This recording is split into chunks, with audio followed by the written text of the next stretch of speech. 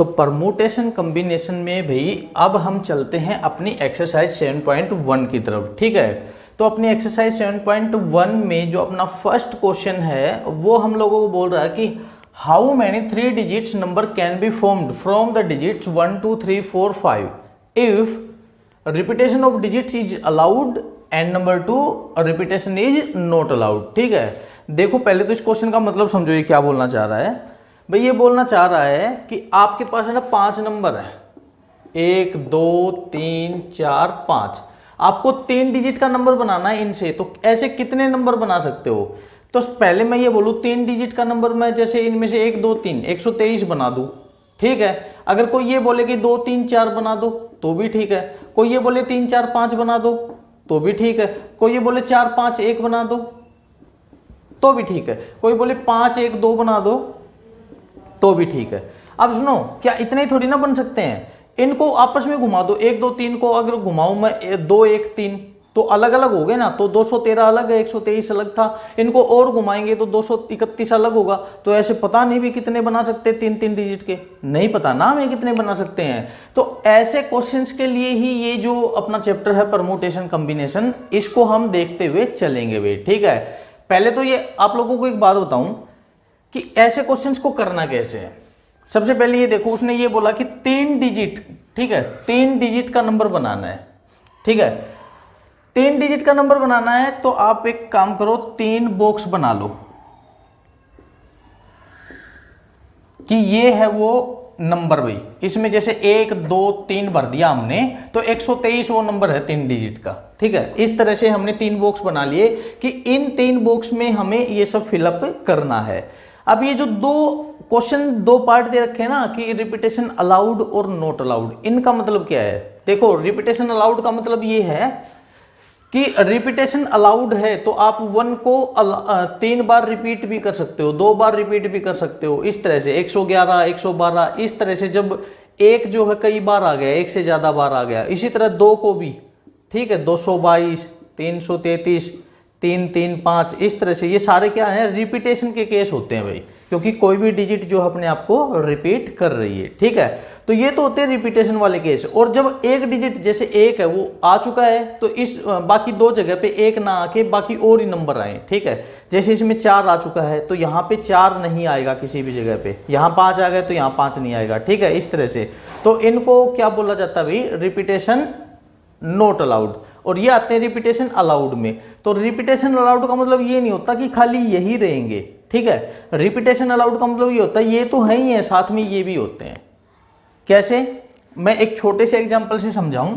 जैसे आप लोगों को बोल दिया जाए कि चलो गिनती ले लेते हैं। जैसे आप लोगों को बोला जाए कि 7 और 8 इन 2 नंबर से ना आप कितने वो बना सकते हो, कितने नंबर बना सकते हो 2 डिजिट के। तो मैं बोलूं कि मैंने बना दिया 78, मैंने बना दिया 87। ठीक है, 2 बन गए। मैं बोलूं मैंने 77 बना दिया, मैंने 88 बना दिया, तो भी तो ठीक है, आई भी बात समझ में। तो नोट अलाउड वाले, रिपीटेशन नोट अलाउड वाले खाली ये 2 हैं। ठीक है, नोट अलाउड वाले खाली ये 2 हैं, लेकिन अलाउड वाले खाली ये 2 नहीं है, इनके साथ ये जो नोट अलाउड वाले हैं ना ये भी होंगे। ठीक है, ये सारे यस अलाउड वाले ये चारों होंगे, 1 2 3 4। आई भी बात समझ में। नोट अलाउड वाले वो होते हैं जिनमें रिपीट ना हो, लेकिन अलाउड वाले वो होते हैं जिनमें उनके साथ नोट अलाउड वाले भी आ जाएं। क्लियर ये चीज? अब देखो भाई, ऐसे क्वेश्चन को करना कैसे है। 1 2 3 3 जगह आपको फिलअप करनी है नंबर से। आपके पास नंबर कितने हैं? आपके पास हैं 1 2 3 4 5। इन 5 में से आप इस स्थान को किसी से भर सकते हो। भाई आपके पास कितनी चॉइस हैं? आपके पास इनमें से 5 चॉइस हैं। आई बात समझ में? ठीक है, उसके बाद ये देखो, ये 5 चॉइस फिलअप होगी। इन 5 में से कोई एक नंबर तो यहाँ पे भरा ही जाएगा। 5 चॉइस हैं, इसका मतलब ये नहीं है कि 5 नंबर भर दिए यहाँ पे। ठीक है भाई, 5 चॉइस का मतलब है कि 5 रास्ते हैं अपने पास, इनमें से हम कोई भी भरें, हमारी मर्जी। फॉर एग्जाम्पल हमने 3 को यहाँ पे भर दिया। ठीक है, तो अब यहाँ पे भरने के लिए कितने बच गए? पहले ये देख लो कि कौन सा केस कर रहे हैं। हम कर रहे हैं रिपीटेशन अलाउड वाला केस। ठीक है, रिपीटेशन अलाउड है। अगर रिपीटेशन अलाउड है तो यहाँ 3 भर दिया, तो यहाँ वापस से फिर से 3 भर सकते हैं हम। ठीक है, जैसे देखो पहले बॉक्स में भरने के लिए अपने पास क्या क्या है, 1 2 3 4 5 है, तो हमने लिख लिया यहाँ पे 1 2 3 4 5।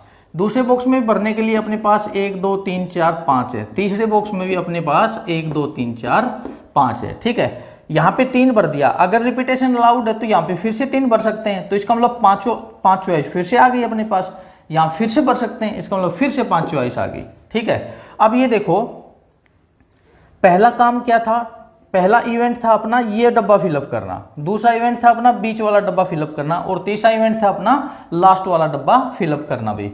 अगर मैं खाली एक डब्बे को फिलअप करता हूं तो क्या मेरा टास्क कंप्लीट हो गया। अब देखो टास्क क्या था, टास्क था अपना 3 डिजिट का नंबर बनाना भाई, ठीक है। टास्क अपना क्या था, 3 डिजिट का नंबर बनाना। मैंने खाली ये डब्बा भरा है तो इससे तो 3 डिजिट का नंबर नहीं बनेगा, इससे तो 1 ही डिजिट का नंबर बनेगा।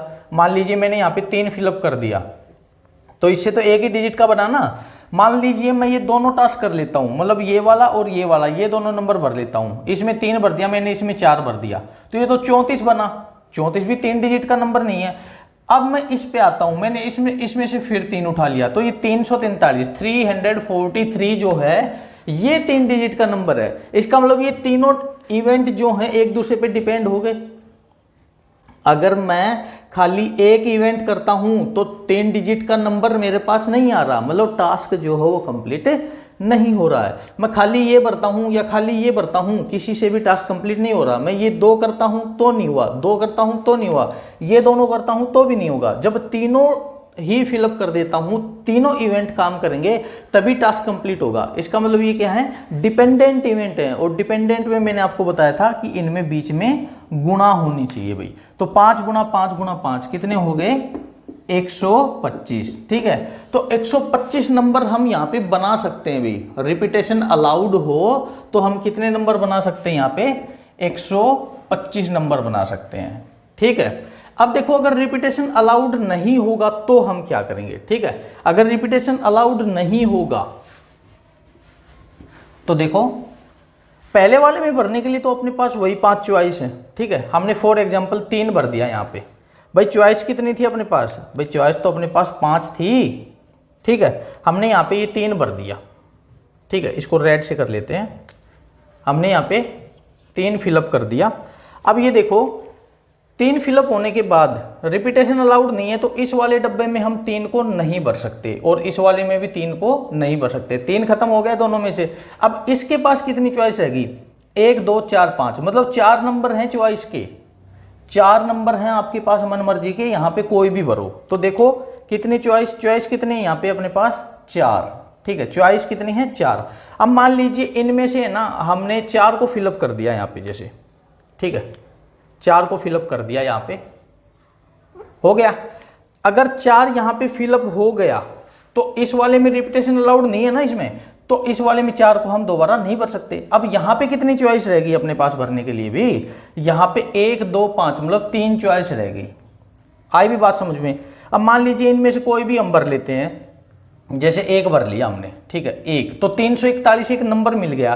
तो इस तरह से हम कितने नंबर निकाल सकते हैं, 5 गुणा 4 गुणा 3। देखो डिपेंडेंट है ये तो हमने पहले ही देख लिया था, डिपेंडेंट में गुणा होती है, गुणा कर दी, 5 चौके 20 दिया 60 भाई, ठीक है। तो अगर रिपीटेशन अलाउड नहीं होगा तो हम ऐसे कितने नंबर बना सकते हैं, इसमें 60 नंबर यहाँ पे हम निकाल सकते हैं भाई। तो आई होप ये चीज आप लोगों को समझ में आई होगी भाई, क्लियर। सेकंड क्वेश्चन क्या बोल रहा है भाई, सेकंड क्वेश्चन बोल रहा है कि how many 3 digits even number, ठीक है। अब की बार इसने बोला इवन नंबर हमें बताने हैं किससे, 1 2 3 4 5 और 6 से, ठीक है। 1 2 3 4 5 6 इन डिजिट से कितने इवन नंबर हम बना सकते हैं वो बताने हैं। If the digits can be repeated, मतलब रिपीटेशन अलाउड है, ठीक है। तो देखो भी सबसे पहले तो आपको ये देखना है कि कितने डिजिट का नंबर बनाना है, 3 डिजिट का। तो 3 डब्बे बना लो, ठीक है। 3 डब्बे हमने बना लिए। अच्छा अब ये देखो कि आपके पास पूछा क्या है इसने आपसे पूछा इवन नंबर। भाई इवन नंबर कौन सा होता है ये आपको पता होना चाहिए, ठीक है। भाई इवन नंबर वो होता है जिसका इकाई का अंक, ठीक है, जिसका यूनिट प्लेस जो है वो इवन हो। आई बात समझ में या नहीं आई। तो ये देखो, अगर 3 डिजिट का कोई भी नंबर हम बनाते हैं तो राइट हैंड से स्टार्ट करते हैं ना, इकाई, दहाई, सैकड़ा, ये तो पढ़ा ही होगा। यूनिट प्लेस, टेंस प्लेस और हंड्रेड प्लेस पढ़ रखा ना ये। तो यूनिट प्लेस पे क्या आना चाहिए, आपका इवन नंबर आना चाहिए। अब आपके पास चॉइस कितनी है अभी, 1 2 3 4 5 6, 1 2 3 4 5 6। इसमें से ये देखो इवन नंबर कौन कौन से हैं, इसमें से इवन नंबर अपने पास 2 4 और 6, ठीक है। तो इकाई वाले स्थान पर आपके पास कौन कौन आ सकता है, 2 4 या 6 ये आ सकते हैं। दहाई और सैकड़ा के लिए ऐसी कोई भी दिक्कत नहीं होती कि क्या आ रहा है क्या नहीं आ रहा है, ठीक है। तो इसका मतलब ये हो गया कि भाई इस वाले कॉलम को फिलअप करने के लिए आपके पास कितनी चॉइस है, 6 चॉइस है। फिर रिपीटेशन अलाउड है, ठीक है। जैसे मान लीजिए यहाँ पे 2 भर लिया हमने, तो रिपीटेशन अलाउड है, तो फिर से यहाँ पे 2 भर सकते हैं। आई भी बात समझ में। तो यहाँ पे भी अपने पास 6 चॉइस हैं। अब ये देखो इसमें कितनी चॉइस है, इसमें हम केवल 2 4 और 6 भर सकते हैं, मतलब 3 चॉइस हैं।